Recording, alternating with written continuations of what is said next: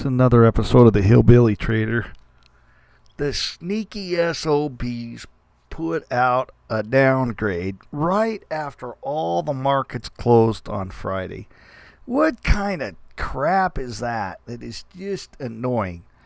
So the first thing that leads the markets by its nose is the dollar. So if you get a debt downgrade, the dollar's not looking so good. This is a form of QE3 in my mind. QE1 and 2 were to devaluate the dollar. Well, let's get a debt downgrade and see how well we devaluate the dollar. Otherwise, the dollar should be ripping up past the euro because they got all kinds of problems. Now, what do you got? You got a euro that's just sitting here right in between and nobody knows what the hell to do. It shot up at first because of the debt downgrade. Nice big run. 125 pips. Well, okay, it runs 125 pips. Now, logged here into one of my kids' accounts, I think. But these dirty turkeys, they cut it. And so what are we going to do? So tomorrow morning, we're going to have to peek and see what the euro's doing. But before that, we need to see what silver and commodities are doing. I imagine that they're going to be kind of flat. Now, there is a news announcement in Australia, okay? And I'll have to watch this Australian news to see what happens. But this could be why the currency markets are just waiting to see how some news processes out of Australia, which will affect the euro, which will then affect the U.S. stock market. So even the Australians can move the market a little bit. All right, so what we're doing is we're waiting for this to pop up so we can take a peek. Let's see what the hell's happening. All right, come on, Thinkorswim. It's a nice platform, but I just hate their damn charts. They suck. They have no concept of how a chart should work in my mind. You know, eSignal's got better charts. Mock Traders got better charts. You got another thing called everything Tom Joseph touches is a better charting package. Now, we are seeing silver go up. This should be anticipated. Now, silver's going up despite the dollar. This is silver to GBP and silver to the euro. You get a rise. We've got a 74% correlation to the euro in the metals market.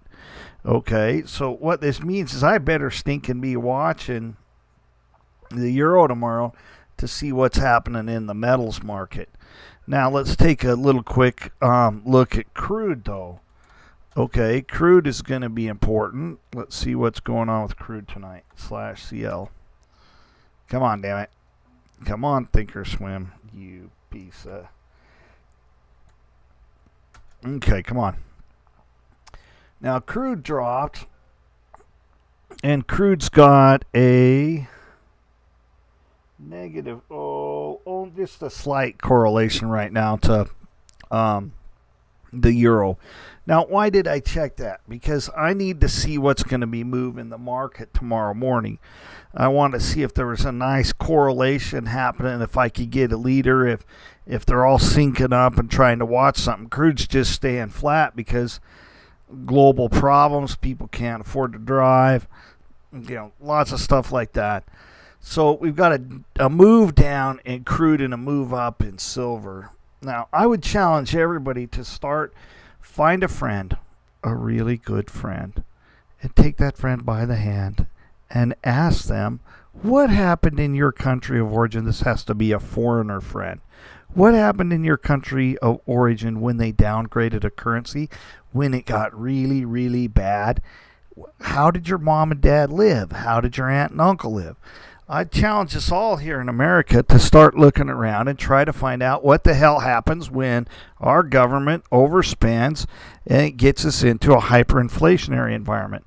Okay, really, inflation happens in commodities like foods, silver's a good hedge, gold.